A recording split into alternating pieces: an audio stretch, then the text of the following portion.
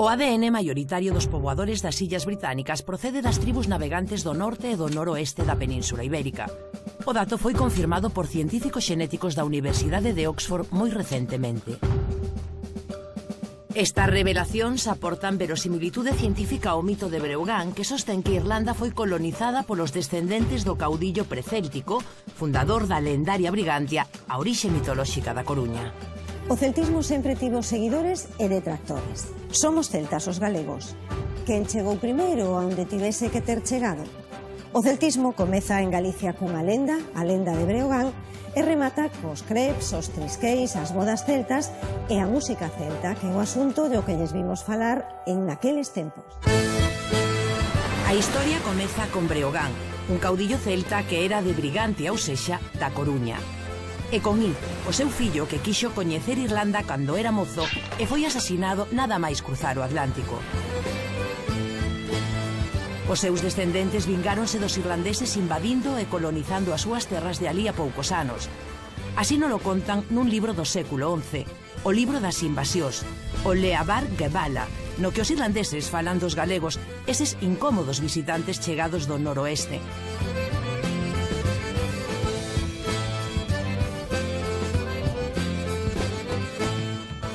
É unha cuestión e un debate permanente. Quenes eran os celtas? O que non se pode negar é que o celtismo está aquí, está connosco, é dicir, realmente existe. Moda. Son simplemente modas. Ahora, reivindico o dereito a ser celta. A mí o celtismo, por si me preguntas eso, a mí me fatiga. A mí a muñeira me suena a giga e a giga me suena a muñeira. O sea, que é difícil de erradicar o celtismo. A mí non me estorba nada.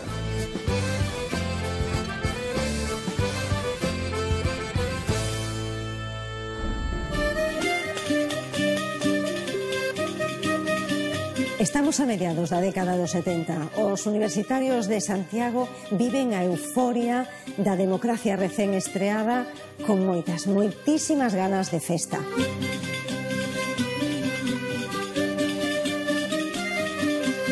Gaitas, arpas e ocarinas empezan a aparecer nos escenarios, aínda que moi tímidamente. A música celta made in Galicia está a piques de botar a andar.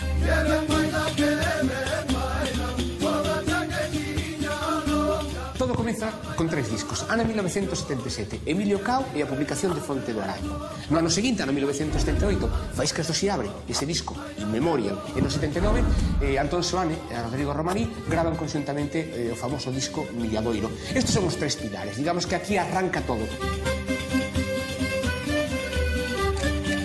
A sensación era que todo estaba por ser inventado. Unha nova xeración de artistas a carón dos ambientes universitarios composteláns proponse recuperar a música tradicional como unha tarefa propia de exploradores.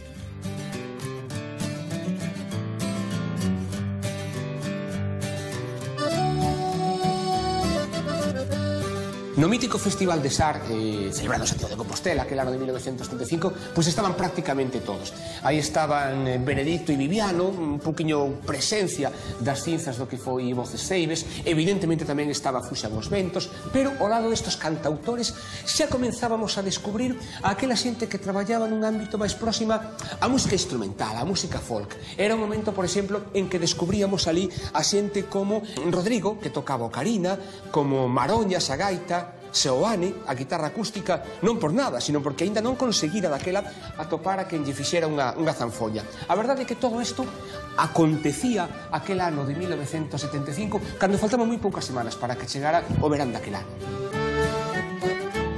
Xa sabías o que estaba sucedendo en Europa, o que empezaba a gromar en Europa, ¿no? Pues, Stivel, Chieftains, obviamente os portugueses. Hai unha xente que encontramos certa afinidade. A mí me empezaba a interesar os instrumentos tradicionais, entre comillas, Antón tamén, a Emilio Cao tamén. E ainda estuvemos traballando xuntos como trío, Rodrigo, Emilio máis eu, casi durante medio ano, ¿no? Abandonáramos xa a canción protesta, esa historia do poema musicado e esa maneira de burlar a censura franquista a través de poemas galegos. Eu non lembro quen foi quen nos puido convidar, pero estábamos ali. Estábamos ali e ademais facendo música copiada algunha dela, pois das suites francesas estas de Estivelle, etcétera, etcétera. Lembro un berro que foi así como moi impactante, que decía "Viva Irlanda!" E entonces, que pasa aquí, non?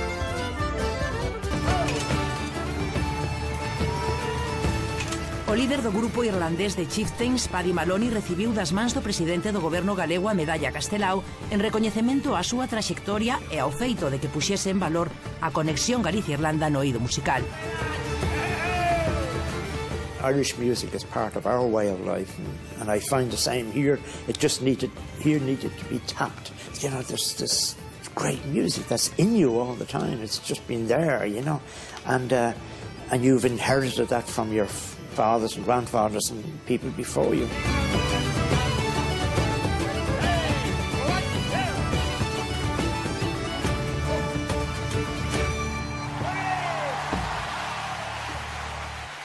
Tamén é necesario matizar un pouco os tópicos e insistir en que todos aqueles pioneiros de mitad dos anos 70 non se alimentaban únicamente escoitando toda a discografía de Chieftains.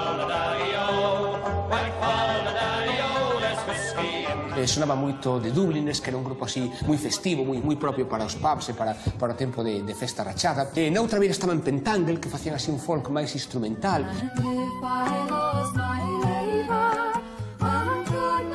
Incluso anticipaban aquilo que logo se acabaría chamando a world music. Existía un grupo de certo culto, como era Fairwood Convection, con unha vocalista que era Sandy Denny, unha muller que máis morreu nun desgraciado accidente e que foi sempre unha desas grandes esperanzas.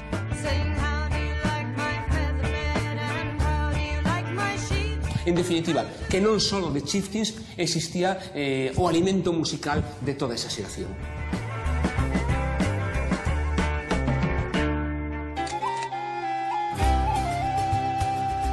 Esa búsqueda das raíces musicais que conectasen coas correntes internacionais do momento uníase á procura duns referentes máis amplos que sinalaban países asimilables a Galicia. Estamos falando dos 7 países célticos. Tirando cara arriba, Galicia limita, mar por medio, con 6 países célticos. Primeiro está Bretaña, no noroeste da Francia xacobina. Despois, Cornualles, unha península no sur de Inglaterra. Mais arriba, o país de Gales, que foi terra de mineiros ata que gobernou Margaret Thatcher. A súa fronte, Irlanda, que foi invadida polos galegos. Escocia máis arriba, e aínda no medio a pequena illa de Man. O mellor camiño que tuvo Galicia nunca, indudablemente, foi o camiño do océano. E o mundo céltico, que quere dicir diferente, o mundo román, é unha pervivencia oriental que vai chegando a través destas autopistas do Atlántico aos confís do mundo polos propios mercaderes ou fenicios, griegos e incluso do Mediterráneo oriental. Os cronistas, os xeógrafos gregos e latinos, cando no século I chegan a estes confís do mundo onde estaba o mar tenebroso, din que aquí habitan céltico e son celtas.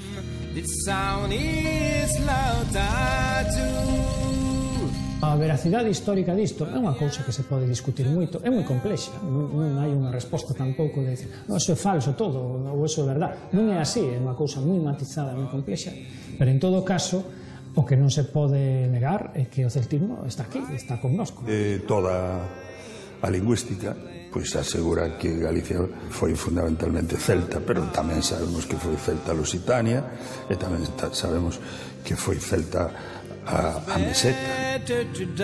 Houve un celtismo aquí, é un celtismo diferente ao da península, porque aquí a xente vive de forma diferente, ten casas circulares, ten castros, ten unha cultura distinta. O celtismo é unha componente, un ideoloxema, unha componente ideolóxica do nacionalismo galego e do antinacionalismo, porque tamén o anticeltismo tamén é outro ideoloxema activo, non? O celtismo é unha creación do romanticismo europeo do século XIX. O que pasa é que é unha creación tan ben feita, por decirlo así, e tan exitosa que sigue existindo. Nunca hubo tanto celtismo como nos anos 60, cando empeza a música chamada celtas, simplemente de influencia irlandesa, pero arrasadora, ¿no? Desde principios dos anos 60, tanto en Alemanha como en Estados Unidos, comeza un movimento contracultural, un movimento que cuestiona a modernidade, as sociedades urbanas, hiperindustriais, comeza o ecoloxismo, a reivindicación do pasado, a reivindicación da vida rural, a reivindicación das raíces. Ese elemento celta, atávico, romántico, misterioso, bretemoso, é sumamente atractivo, porque non habíamos facer noso. Pero está aínda esa recente revelación científica que di que o ADN predominante do sur do Reino Unido procede do norte da Península Ibérica. Bueno, é unha demostración de que nunca se pode dar nada por sabido. Había unha serie de lendas irlandesas moi tardías, lendas medievais que decían que era así. Cando coñeceron os intelectuais galegos como Murguía, como Viceto, dixeron, claro, entón por eso son celtas, porque nos poboamos Irlanda. É unha historia mítica, absolutamente. Pero sí que hai esa memoria de unha relación entre Galicia e Irlanda. E iso é unha tradición moi profunda, moi seria, moi antiga, que tamén se encargou a ideoloxía de combater. Logo iso empezou a tomarse a broma e dice, é unha lenda, iso non ten ningún sentido. Agora resulta que cando xa todo o mundo estaba convencido de que iso era falso, pois aparece efectivamente estudios de ADN que din que sí, que efectivamente as Illas Británicas foron poboadas por xente do norte da Península Ibérica. É algo que non sabíamos e que nos dá unha imaxe distinta e que de alguma maneira reivindica esas lendas. No ano 1976 as tropas españolas deixan o Sáhara. O avión supersónico Concorde voa por primeira vez de París a Río de Xaneiro a 2.330 km/h e o petroleiro Urquiola arde fronte ao porto da Coruña derramando 120.000 toneladas de cru.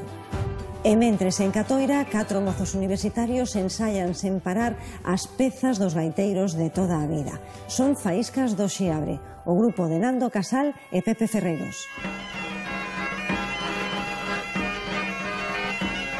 Xa estaba con Rodrigo, patatín patatán, e foi cando lle dixen, mira, que o noso mundo empezaba a ser pequeno e que había que escoitar a un grupo de gaiteiros moi bons na Quintana, e por que non íbamos a falar con ele. Eles naquele momento, a mellor de moitas cousas da música tradicional, tampouco non estaban tan imbuídos como nós, pero bueno, o que estaban era con moita curiosidade. Nos, para entendernos, éramos como se fóramos os pijos universitarios de izquierdas convertidos en nacionalistas que de repente van a falar con os señores que realmente saben o que fan. Para min aquela foi dos momentos mellores, para min e para os compañeiros, e supoño que para eles tamén, de descubrir en ese momento que resulta que outra xente que non tiña nada que ver contigo tiñan unha serie de ideas sobre o que facer sobre a música de aquí que coincidían en moitísimas cousas. Hai máis xente que está, digamos, en esta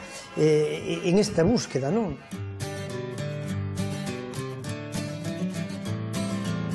Se algo marcou toda aquela época era a nosa intrépida ignorancia. Os intrépidos exploradores. Andábamos a búsqueda das zanfonas nos chambóns, nos anticuarios.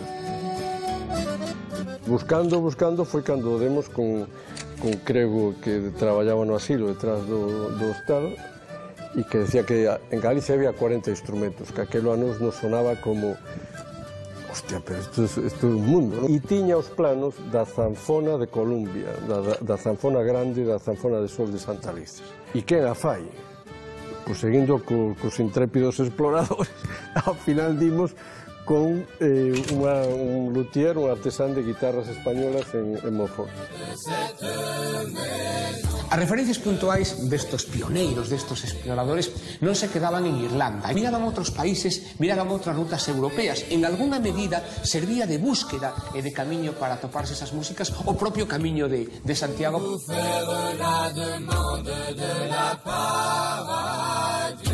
Nós nunca fixemos un fincapé en decir a música de Galicia é música celta, en absoluto. Naquel entón era tan importante falar de Estivel, música celta, o Chieftains, música celta, como falar a que eu lle chamo a Armada Francesa, porque a Armada Francesa eran 15.000. Despois foi cando se entronizou como unimarca o celtismo.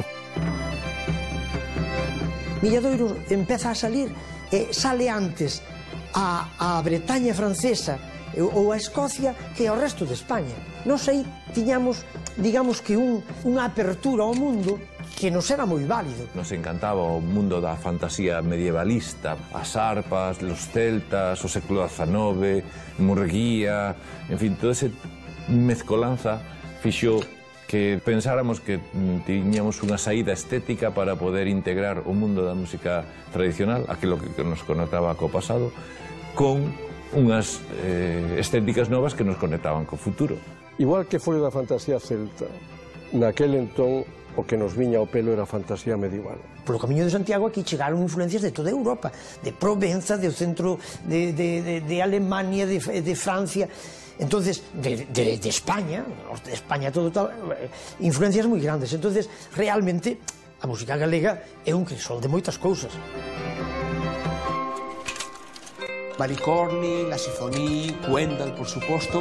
Existían moitos grupos e moitas tendencias, pero ninguén conseguiu a consideración e o prestixio de un bretón, evidentemente de un nome que todos levamos na memoria, Alain Estivel.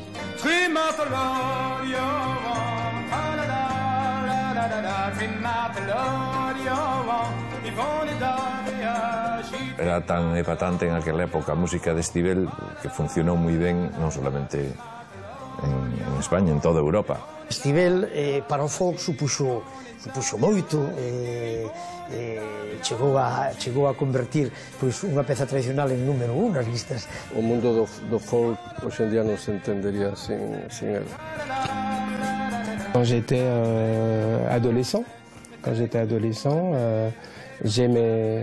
je dessinais des cartes des pays celtiques, donc de ce qu'on appelait les pays celtiques à l'époque, les pays de langue celtique, les 6 pays celtiques, mais j'étais heureux parfois de faire une carte en montrant que, en fait, le monde celtique est plus grand que ça, quoi.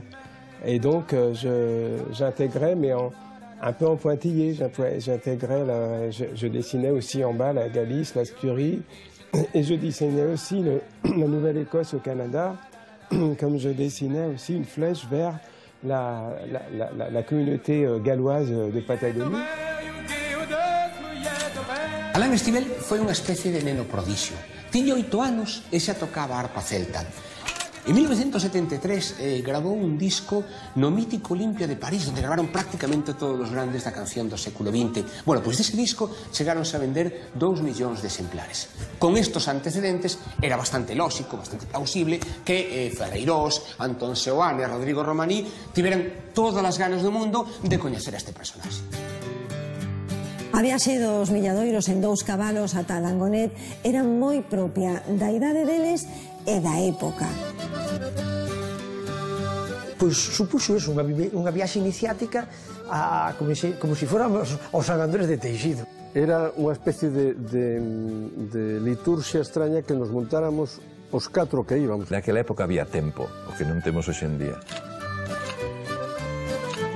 Nos anos 70 é a música, o fío conductor que fai que, de algún xeito, empecemos a pensar en que hai algo que se chama Bretaña. Lembro, pois, xente que decía, onde vas? Onde faz a escapada nas vacacións da facultade? Pois eu marcho a Carnac, eu quero ver aquelo, quero ver os aliñamentos de Menires, quero coñecer Lorient, antes de que comenzase o Festival Celta, quero coñecer aquel territorio tan próximo a nós, e a ver se todavía quedan cruceiros como os que pintou Castelao, non? nun 2 cabalos que tiña Antón, cando as carreteras eran como eran, nos liamos a montar a cabeza e os 3 nos metemos no 2 cabalos de Antón e tira para a Bretaña. Leváramos as cruces de pedra na Bretaña. Íbamos un pouco vendo o que Castelao dibuxara. Íbamos vendo as alineacións de pedra. E tamén foi útil para ver o internacionalismo da nosa proposta, como nun momento determinado funcionara con Castelao e como podería funcionar agora.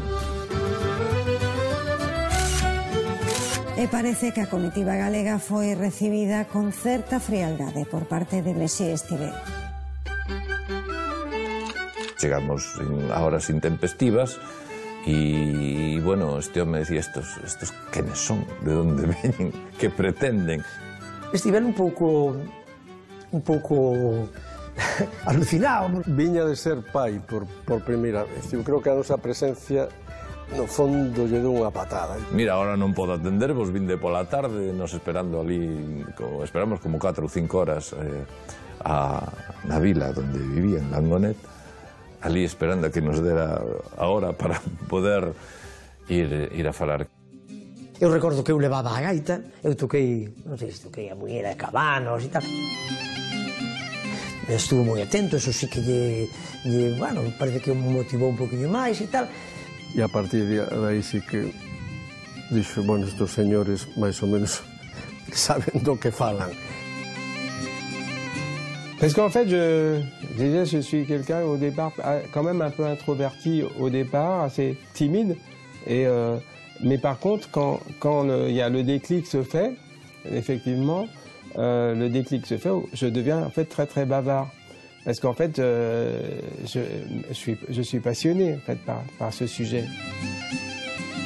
E despois levámonos ao soto da súa casa onde tiña o estudio Keltia 3. É como se entraras en Abbey Road cando os Beatles acaban de gravar Salles Pepe. Debemos de producir tal flash o Keltia 3 que non vi nada, é unha especie de sensación de entrar nunha especie de cova misteriosa donde puden atisbar 3 arpas, un sintetizador e unhas escaleras que me levaban a un fondo, nada máis. Entonces nos contamos un pouco a película, que, bueno, que viñamos do Finisterre, digamos, de Galicia, un outro Finisterre. Pour moi, effectivement, très très émouvant de voir des gens dans la péninsule ibérique portés vers le nord, portés vers ce monde celte et revendiquant en fait cette celtitude.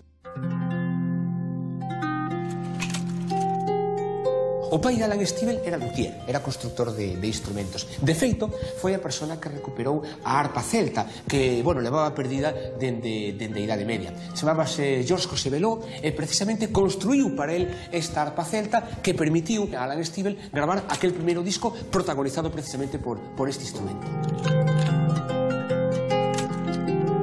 La notion de frontière par rapport à une pensée celtique, c'est assez contradictoire en fait.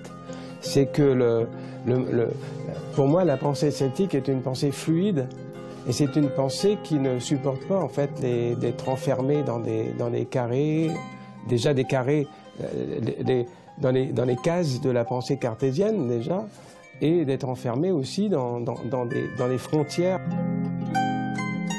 Et donc au fond, ça démarrait d'abord d'un sentiment et comme un ressenti, comme une évidence que le monde, déjà la musique celtique, le monde celtique a toujours existé. Mais dès quelques années, toute mon adolescence, toute ma jeunesse, ça a été presque au fond presque pour démontrer que ce rêve n'était pas qu'un rêve et était une réalité.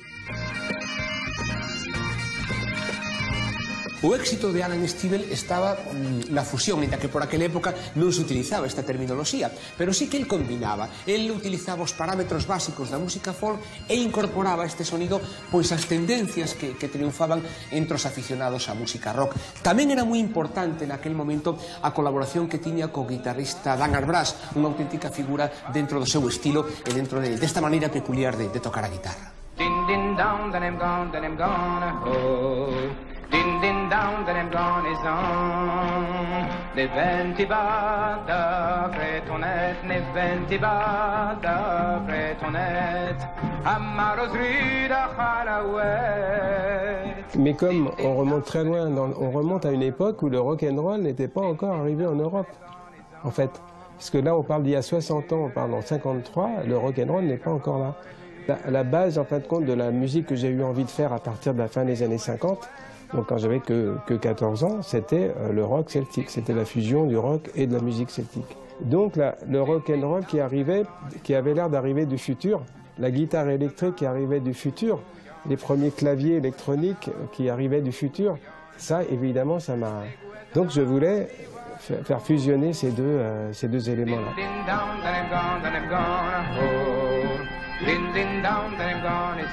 Aquilo que realmente estaba interesado era si Galicia tiña tamén unha lingua céltica. Sans vouloir évacuer la Galice et l'Asturie du monde celtique très large, il y a comme un noyau dur qui n'est pas, non seulement c'est pas les pays celtiques, Bretagne, Écosse, Irlande et Pays de Galles, mais c'est à l'intérieur de ces pays celtiques les régions qui parlent une langue celtique.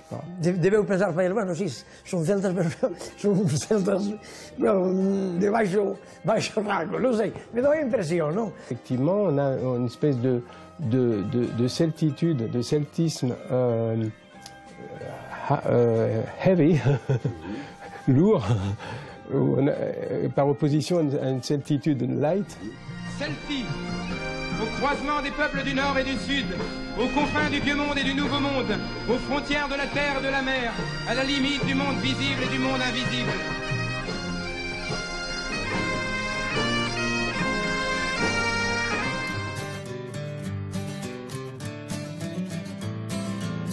Do mítico encontro dos futuros Milladoiro con Alan Estíbel queda unha foto a toda cor que fixo a muller de Antón Seoane, Maite González, e a lembranza dun final feliz.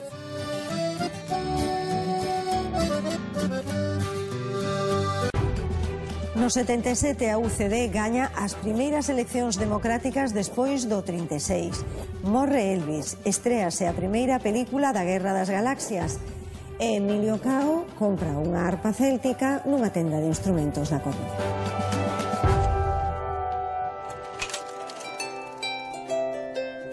Eu era un músico que quería vivir da música, como casi todos os músicos nos seus comenzos.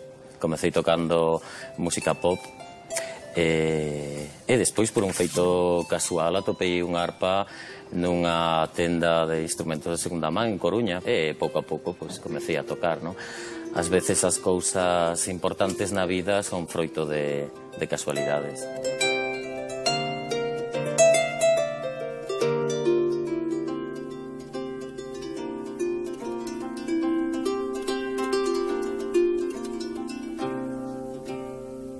Un día apareció el milagro en forma de arpa, que se llamaba Emilio Cao, que me llegó con una maqueta y bueno, dije yo, wow, allá va.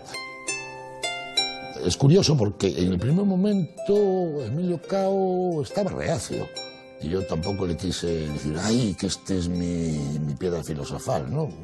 Tuvimos así un ten-con-ten, que no se notara en mí la ilusión por haber encontrado eso que andaba buscando. Ademais dos habituales colaboradores de Emilio, como Champiñón ou como Bernardo Martínez, pois neste disco estaba por aí tamén Rodrigo Romaní, estaba Antón Seoane, estaba Ferreiros. A verdade é que naquele momento non é que tiveran esa sensación de que estaban facendo un disco que ia ser un pelotazo, pero sí que era un disco que anticipaba algo, que había unha sensibilidade especial e unha recepción peculiar para este tipo de sonido que ia traer este disco. No verán do 76, mientras estábamos con Rui Sordo, levoume a súa casa na Estila, ali en Santiago, e dixe, tú facendo un disco. E entonces o estamos facendo Champiñón, Bernardo Martínez e eu estuvemos traballando na casa de Champiñón. Tenía moita gracia porque el me enseñaba como fixeran a zanfona, entón facían a zanfona cun peine, cun papel, e o efecto este, se pode facer e tal. E tal, xa tiña a zanfona, e dixo, encantado. Penso que Emilio pedillo a Estíbel un prólogo para o disco, unha presentación para o disco. Todo o mundo, a discográfica sobre todo, estaba agardando esa carta para editar o disco, cousa que lle daba un certo valor, porque o presentaba como algo céltico. E a carta de Estíbel chega finalmente cando xa o disco estaba a piques de empezar a fabricarse.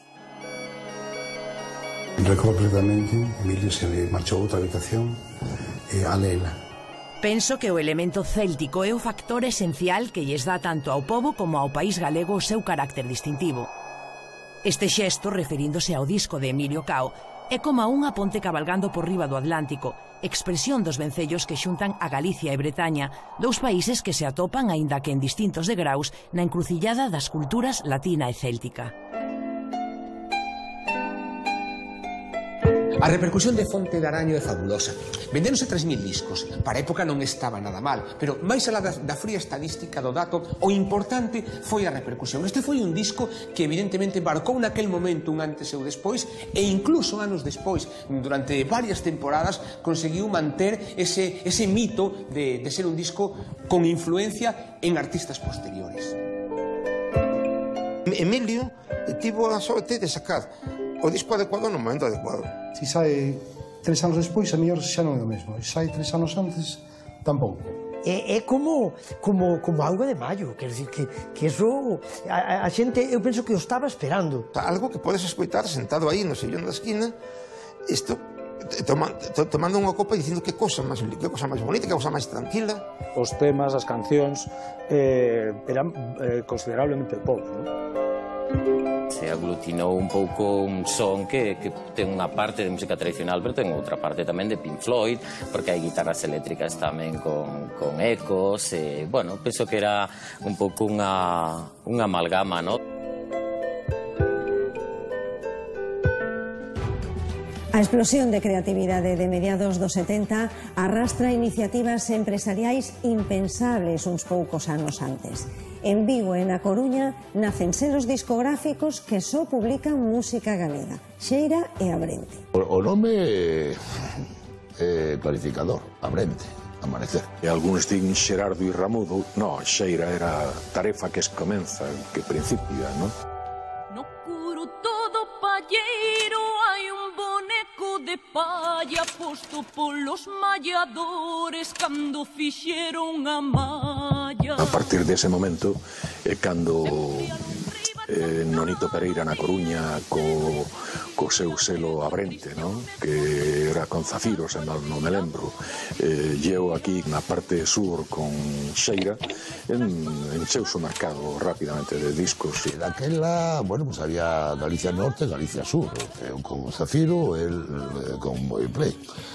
Entón, pues, a súa labor tamén foi eso, encontrar xente galega para gravar discos daquela época. El deu como a roda, non? Mentre eu daba con Emilio Cao, el deu como a roda. Fixeronse uns 50 discos aproximadamente, nun par de anos. É dicir, nun par de anos, ademais, todos os estilos, que ese era o bon, non? O estilo destes dous selos discográficos abarca prácticamente todas as tendencias, que si rock, que si folk, incluso pachanga. Pero tamén é un momento en que unha das grandes voces femeninas de aquel momento, que se estivera con Antón Seoane e con Rodrigo Romaní en Roi Xordo, ten a oportunidade de gravar o seu primeiro disco. O San Cristán de Coimbra facía de... Eu gravei un disco moi pronto ata o extremo curioso de que o permiso discográfico o firmou meu pai, porque eu era menor de idade. Con eso che digo todo, non? A situación era curiosa, non? Porque todos os meus compañeiros eran homes. Todos. É dicir, na música naquel momento eu non son capaz de lembrar algunha muller que cantase. Entón, acababa de chegar a Santiago e fixen escapadas que na miña casa nin imaginarían. Na miña casa non sabíamos as cousas que eu facía, non? Para poder levar aquela música de aquí para lá. O San Cristán de Coimbra, que é unha canción a que eu lle debo moitísimo. Que a recollera Rodrigo Romaní en Noia. Sempre ten que quedar claro que eu lle debo esa peza a Rodrigo. E de feito, Esa peza foi, eu creo que dos primeiros contactos que hubo cos irmãos portugueses.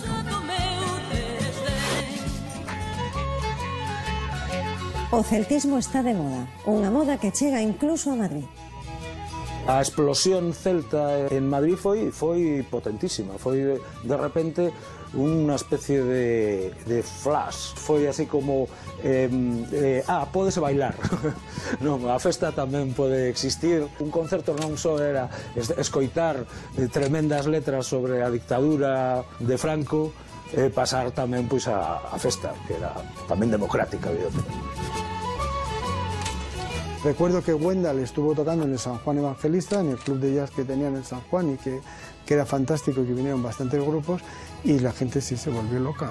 Wendal foi un curso que repitiu pues, como 2, 3 concertos, unha cousa así, porque era reventón tras reventón, ¿no? Que poner que un concierto era de música celta ya era una garantía de que iba a ir bastante gente allí a bailar, a celebrarlo y a beber también un poquito y a pasarlo bien, eso era claramente un reclamo comercial. Toda a música de fora era un mito, pero en toda España. O allamento de España cultural, coa cultura, digamos, cultura popular de exterior, era tremendo, é dicir, os concertos eran, todos os concertos eran históricos. O mito da música celta era un pouco o mesmo, era a chegada de músicos estranxeiros que chegaban a España por primeira vez e que tocaban encima dentro un contexto no que a música celta era un boom. O concerto do grupo Wendal no Colexio Maior San Juan Evangelista, coñecido popularmente como el Johnny, foi apoteósica, foi un auténtico triunfo. Pero, tal e como di a frase, o mellor aínda estaba por chegar, porque días despois aparecería por ali Emilio Cao presentando esa Fonte do Araño. Fonte do Araño. Ese foi o primeiro concerto así de música celta galega en Madrid, que foi unha especie de resurdimento da identidade galega, que sí, que evidentemente os galegos no Colegio Maior foi así como unha especie de somos galegos, non? Temos aquí unha música. E o reventón foi tan grande que a xente rodeou a Emilio Cao, pero directamente sentada no escenario. Entón, aquilo era definitivamente perigoso, porque evidentemente era un overbooking fora de control. Fonte do Araño dura pois unha media hora, un pouco máis, so claro, para un concerto. Cun concerto tan curto, que pouco máis foi de media hora, a bronca foi sonada, foi monumental. Pero claro, a fin de contas, sucede o que sucede, que a música sempre gaña. Repitiu directamente o mesmo concerto, o sea, foron 2 pases pero seguidos, o sea, foi rematar, ben, pues volvemos a empezar. Fonte do Araño.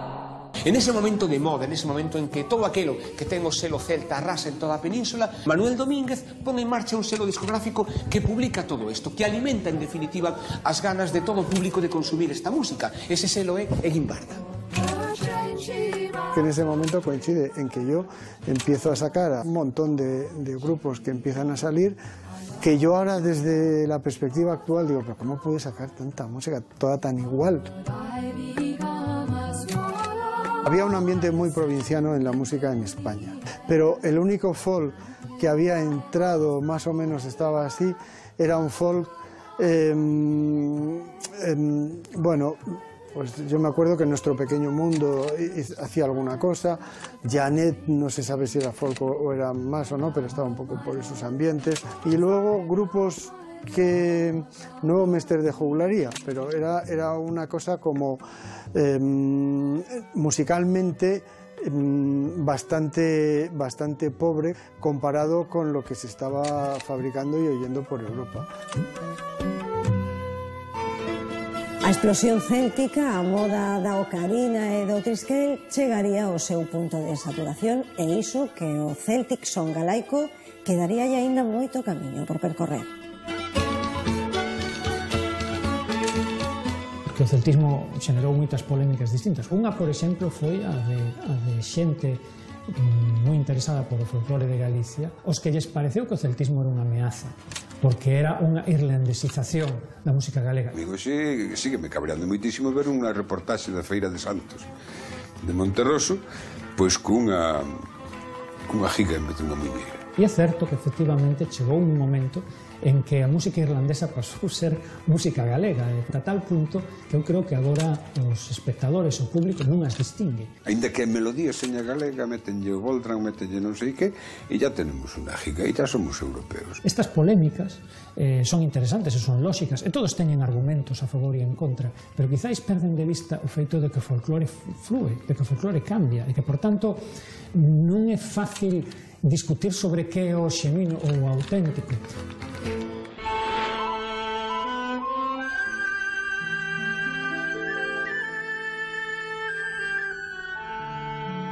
That little island out there, you know, has so much to offer in music, you know, the jigs, reels, hornpipes, and it's a culture, it's so vibrant that a lot of people and countries, you know, they come to Ireland just to find out what's this big mystery, you know, why, you know, where does it come from? And it's the people, and it's the music, it's been there, it's so long, as Galician music as well, you know, it's so fantastic. I just go and listen and hear the sounds and hear the melodies that are so close to ours. Like, some of them are almost identical, like a jig that, one of the jig, or the muñeiras that you play. There's a jig that also I perform that is almost the same tune. In the 40s and 50s back home, to be seen walking down the street with a fiddle or a pipes under your arm, you know, your friends would diddly-eye, diddly-eye, you know, diddly-eye, you know, they give you a bit of a slagging, you know. You know, and now they're knocking on the door looking for tickets for your concert. It's a different story, you know. So it's not it's cool, as they say, the kids, you know. A vida sigue para os nosos exploradores. Chegado ese punto, Manuel Domínguez, que sigo frente de Guimbarda, pon unha mirada peculiar nun grupo de gaiteiros universitarios de Catoira, en Faíscas do Xiabre. Faíscas o que fai é bucear, rastrear un pouco todo ese repertorio de músicas populares de distintos gaiteiros que estaban gravadas de xeito bastante mal, con mala distribución, perdidos por aí en vinilos, en cintas de cassette dese selo discográfico que era Belter. Cando se empezou a emitir aquí en Galicia a televisión española, había aquelas outras cartas de ajuste que se chamaban, non? E poñían música. E de vez en cuando había unhas gaitas que a mí me chamaba moito a atención. Para min era algo que me tocaba e dicía, eso ten algo. Recorrí en Galicia inteira, en tendas de discos non había en ningún lado, hasta que nunha tenda, curiosamente, de electrodomésticos, de curiosidade, no medio había que tiñan 4 discos e estaba o disco este. Eu poño ese disco e efectivamente era ese sonido. Dixo, pero estes son eses que pon. Eran os irmáns Portela.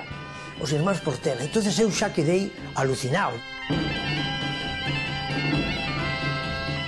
O conseguín que para min foi como conseguir un incunable, non? Despois tuve a suerte, dali a uns anos, nunha reunión en Ortigueira, que me presentan aí a Portela, a Ricardo. Entonces, para min foi aquilo unhas desgracias. Os Portela son de Viascón, aí pertiño de Pontevedra.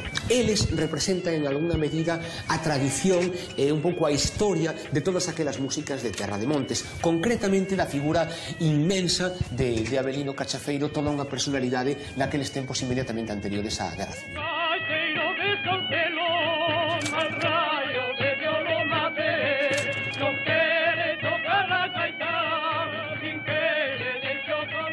A él, a Avelino Cachafeiro, dedícanlle precisamente Faíscas a portada do seu primeiro disco.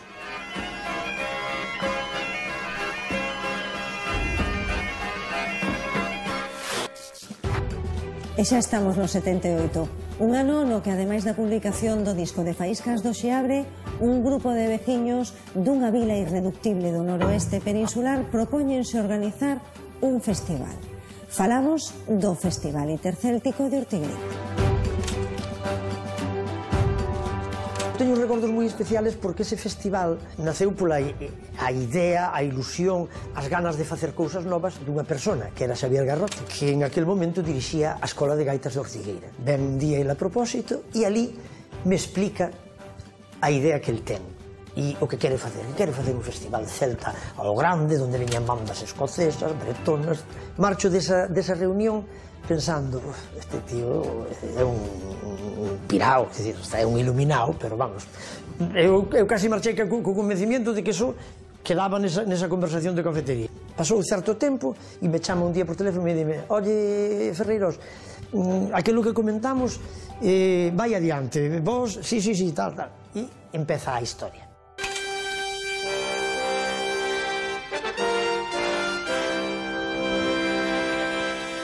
The streets of a small Spanish town come alive each year with the sounds of traditional folk music.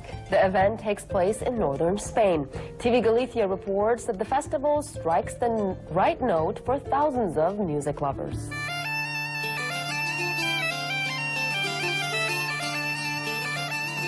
Garrote puxo de aval a casa dos pais e Álvaro puxo un monte da aboa de aval para 1 millón de pesetas. E aí empezamos.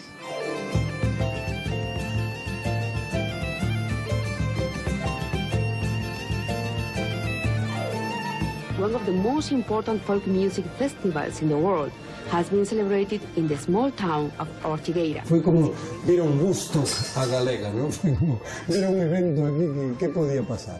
Foi todo improvisado. A sorpresa nosa de todo o mundo, non? De ver que isto empezamos a encher de xente, cada vez máis xente. Éramos moi novatos.